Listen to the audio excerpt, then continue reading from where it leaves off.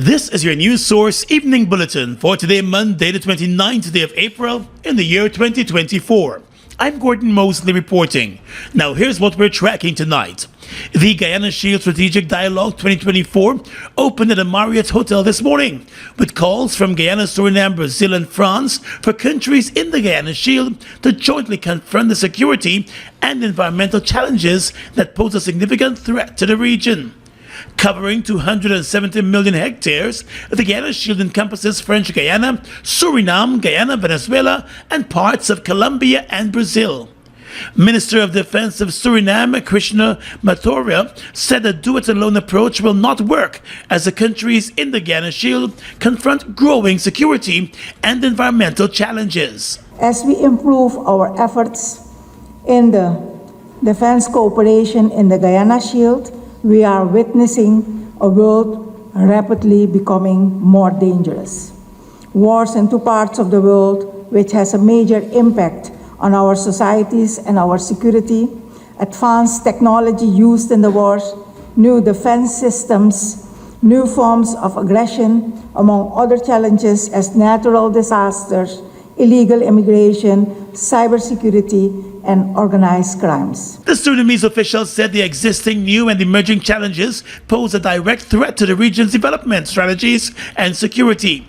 She also said the region's freedom and prosperity depend on security, and those in the Guyana Shield must therefore commit themselves to the shared responsibility of combating all threats that put a strain on the region's security system.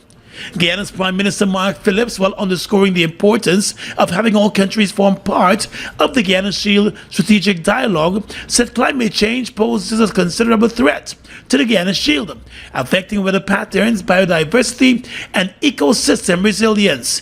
He noted that rising temperatures and more frequent extreme events can disrupt ecosystems and place added pressure on the region's forests and freshwater resources. Challenges facing the Guyana Shield require a concerted and collaborative effort. We must forge partnerships and renew our shared commitment to protecting this invaluable region. The power of partnerships must always be emphasized in cross-national interests. We must seek to harness the power of collective action to address the root causes of environmental degradation and ensure the long-term sustainability of the Guyana Shield. And Minister of Home Affairs Robeson Ben, who is heading the Guyanese delegation, told those gathered that the dialogue forms part of a pivotal journey in the crafting of a common security master plan for countries in the Guyana Shield. Over the next 2 days, our dialogue will serve as a forum for robust discussions, collaboration and strategic planning, aimed at strengthening the framework of the Guyana Shield Strategic Dialogue. Together, we will delve into the intricate dynamics of our strategic defense and security environment with a keen focus on key areas including border issues, combating illicit trafficking, maritime security, and addressing the urgent challenges posed by climate change. Minister Ben also said this year's dialogue, being hosted by the Guyana Defense Force, will build on the foundation laid during the previous editions of the dialogue, particularly on the outcome of the 2023 Common Security Master Plan. He said it presents a unique opportunity to further solidify their collective commitment to safeguarding the peace, stability, and prosperity of the Guyana Shield region. Officials from Brazil and France were also present during the opening ceremony of the 2024 dialogue. More news coming up in just a moment.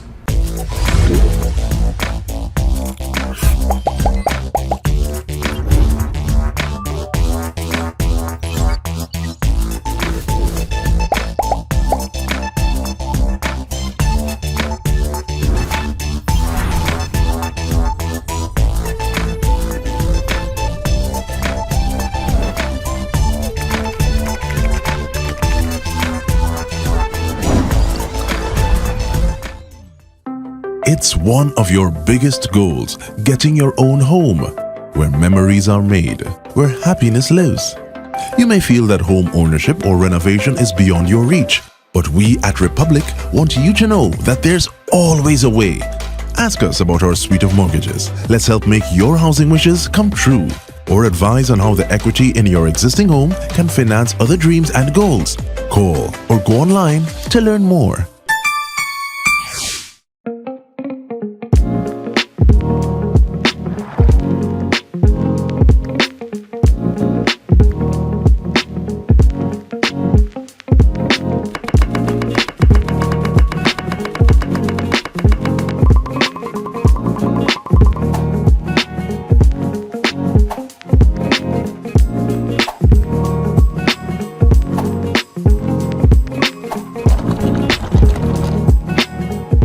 The Ministry of Housing and Water's Central Housing and Planning Authority is in the process of addressing all applicants with acknowledgement letters dated 2019 and prior.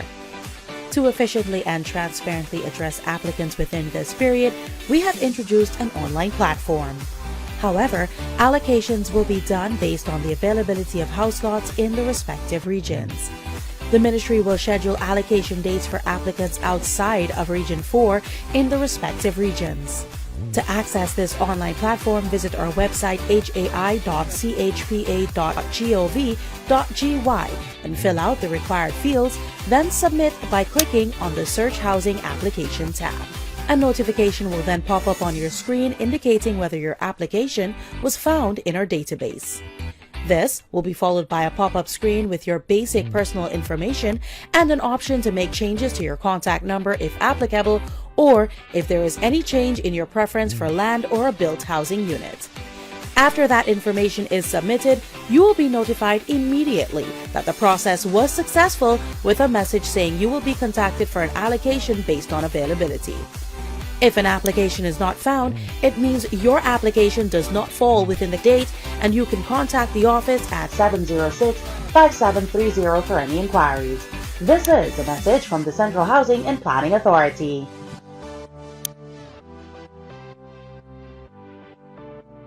Turning now to the labor sector, Guyana has recorded an increase in workplace deaths, with the majority occurring within the mining and construction sectors. Minister of Labor Joe Hamilton said in his World Day for Safety and Health at Work message. A total of 8 persons have lost their lives at their workplaces so far for this year. On Sunday, the minister said while there has been a significant reduction in workplace deaths since 2020, the country has experienced a spike in the number of recorded deaths for this year. Climate change is already having serious impacts on the world of work and workers. Particularly at risk are those who work outdoors in physically demanding sectors such as agriculture, construction, and mining, to name a few. Indoor workers in hot and poorly ventilated environments are also at risk, and so are other workers exposed to varying levels of risk. It is obvious that we need to take action now, since the consequences of workplace fatalities, particularly in high-risk sectors such as mining, construction, and agriculture, are profound. In 2020, the country recorded 32 workplace deaths. However, the number of fatalities fell to 27 in 2021 and then to 21 in 2022. 20 workplace deaths were recorded last year. The Labor Minister said workplace deaths in the country remain a serious cause for concern. Stating that the time for action is now, Minister Hamilton called on all stakeholders, including the government, trade unions, and employers, to safeguard the well-being of their workers. Alluding to this country's theme for World Day for Safety and Health, we are running out of time ensuring safe and healthy work now in a changing climate. The Labour Minister said the theme is an urgent reminder of the need to prioritize safety and health in the workplace, especially in the face of a challenging climate. Nonetheless, over the past 4 years, we have seen a significant reduction in workplace fatalities. In fact, there was a 37% decline in fatalities. However, this year there has been an increase in the number of fatalities, when compared with the previous period last year. Mr. Hamilton also said concerted efforts from all stakeholders, including the government, trade unions, and employers, are needed to develop and implement a comprehensive strategy that will provide for safety and health protocols. He also spoke about the importance of training and the enforcement of safety and health regulations, proper equipment maintenance, and fostering an environment of safety among all stakeholders. To mark Sunday's observance, hundreds of individuals joined the Ministry of Labor to celebrate World Day for Safety and Health at Workplace by participating in its Occupational Safety and Health Annual Walk. The Guyana Police Force's Office of Professional Responsibility has launched an investigation into an incident in the town of Linden involving popular businessman Hilton Lyle and a group of policemen in the compound of the Mackenzie Police Station. In a video recording of the incident, which took place yesterday morning, the businessman could be seen underground inside of the compound of the station, surrounded by police officers who were kicking and punching him. The businessman eventually regains his footing and could be seen pointing at a specific officer, while another officer was holding him back. In a statement last night, the Guyana Police Force said the businessman had attacked a police officer, first after being ordered out of the station. The police force said the policeman's colleagues rushed to his aid when he was first attacked. But the businessman is disputing that. It was explained by the police force that the businessman was at the station to check on his DJ, who had been detained by the police for refusing to turn off his sound system at the businessman's Tropical Reflections bar early on Sunday morning. The businessman was ordered out of the station, according to the police, and reportedly got into an argument that led to the attack as he was leaving. The police force said the businessman was eventually arrested after the incident, but both the businessman and his DJ were eventually released on self-bail. The video recording of the incident has been handed over to the Office of Professional Responsibility, which is conducting the investigations. Purple Arts Productions presents A Treat for My Mother's 7 on Mother's Day, Sunday, May 12. Heard with Marshall and Strings, Barbara Lee, Leona Walton, Young Nelson, and others. Golden jewelry for the best dressed mother in purple. 8 p.m. at the National Cultural Center. Tickets $3,000 and $2,500. Compliments NDNS Furniture Store, Noodle Cake Creations, Essential Care Pharmacy, Sunflower Jewelry, a Purple Arts Theatre production. Linden, it's time for the official Linden Town Week Big People Party. This year, Big Man Tour Skylark.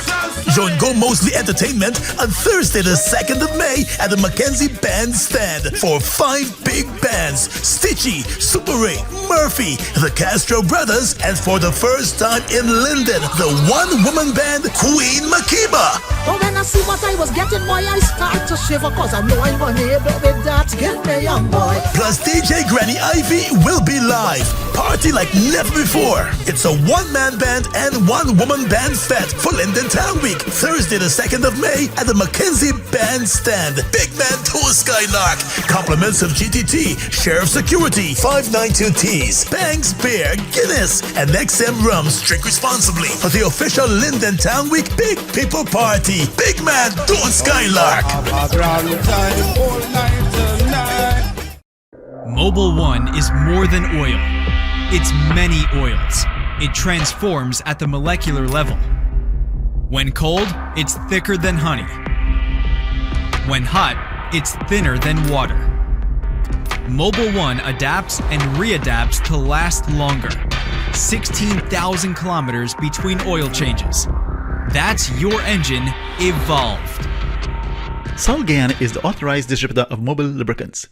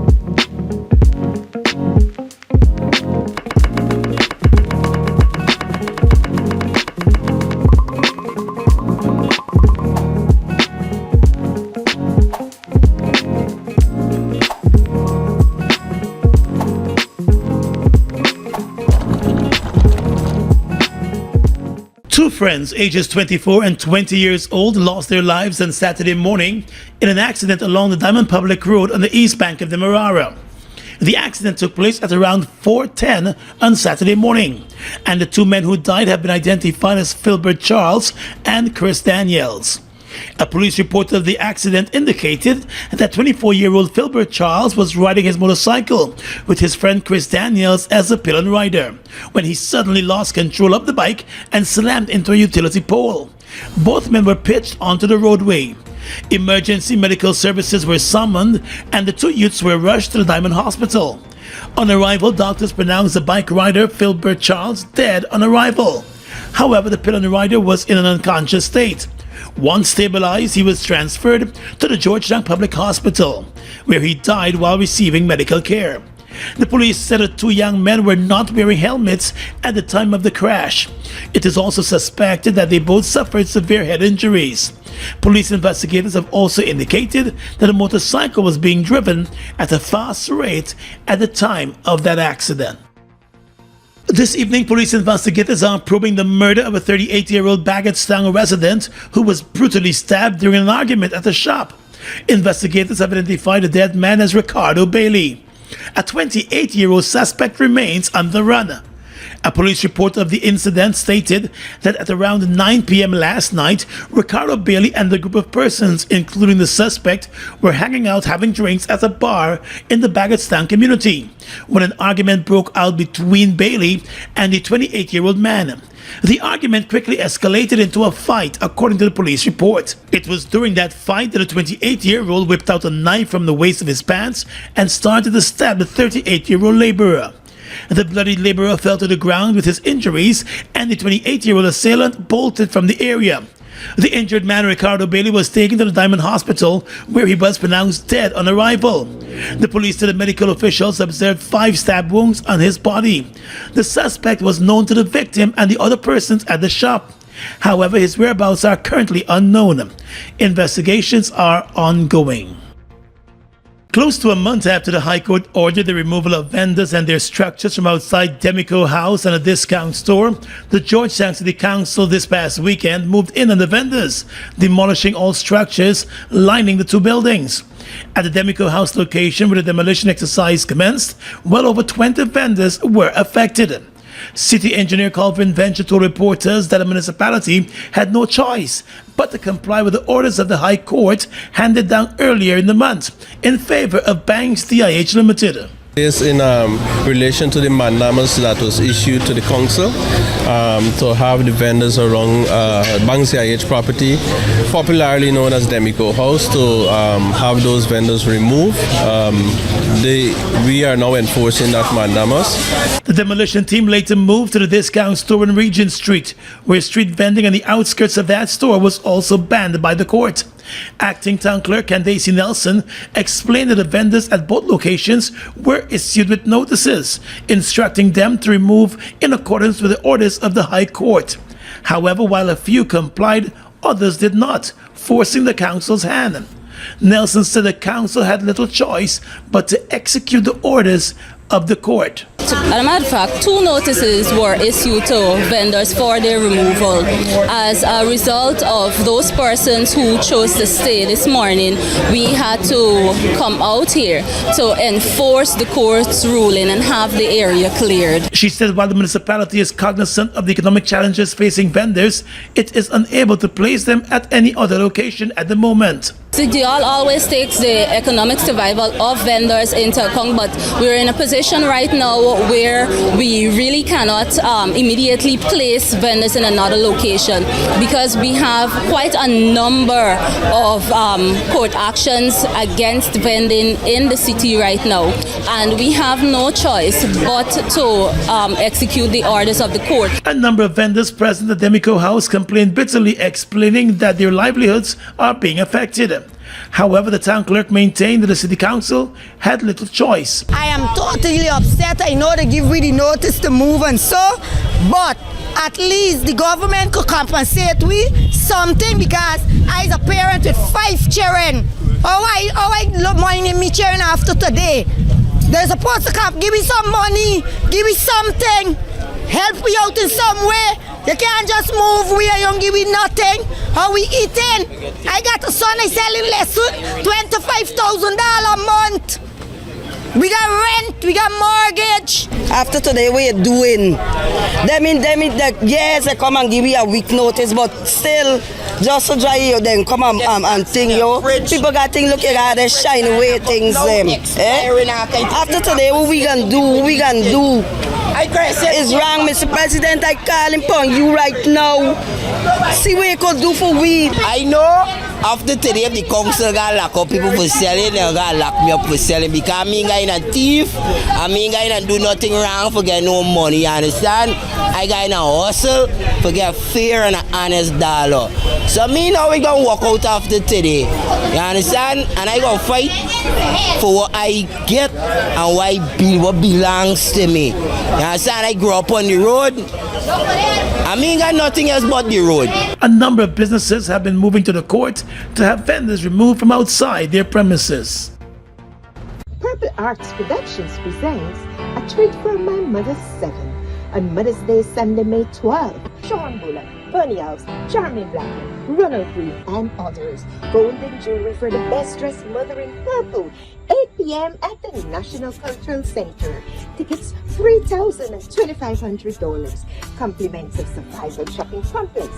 Simcoe Trading, Secure Innovations and Concept Inc. A Purple Arts Theatre production, directed by Simone Dowding. Look at the breathtaking beauty of the Essequibo. From its pristine rivers to its abundant resources, it's a treasure that belongs to Guyana, and we ask Venezuela to respect the rule of international law.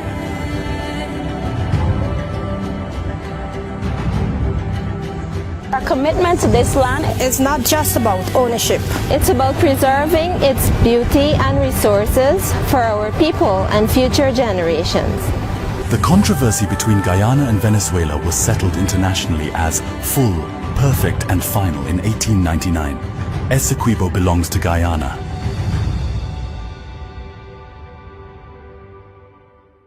Guyana's economy is rapidly transforming, and we're all part of it. Guyoil is at the forefront of this development by providing reliable and efficient energy and supporting community development from the very core. 100% of Guyoil's profit goes back to building schools, roads, and other important infrastructure that connects our cities and towns, providing fuel to domestic, marine, industrial, and aerial transportation. Guyoil has now repositioned itself as a market leader in the petroleum industry, building a better future for all of us. It's one of your biggest goals, getting your own home, where memories are made, where happiness lives. You may feel that home ownership or renovation is beyond your reach, but we at Republic want you to know that there's always a way. Ask us about our suite of mortgages. Let's help make your housing wishes come true, or advise on how the equity in your existing home can finance other dreams and goals. Call or go online to learn more.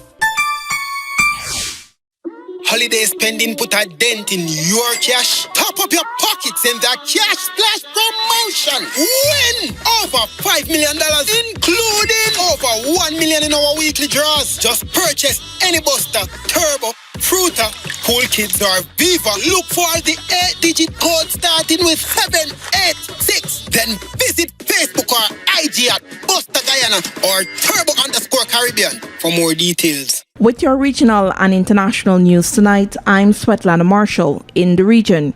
With Panama's business-friendly reputation bruised by a recent move to close a copper mine accounting for 5% of GDP, the country's next president will face unusually tough choices in trying to get its economy back on an even keel, according to Reuters.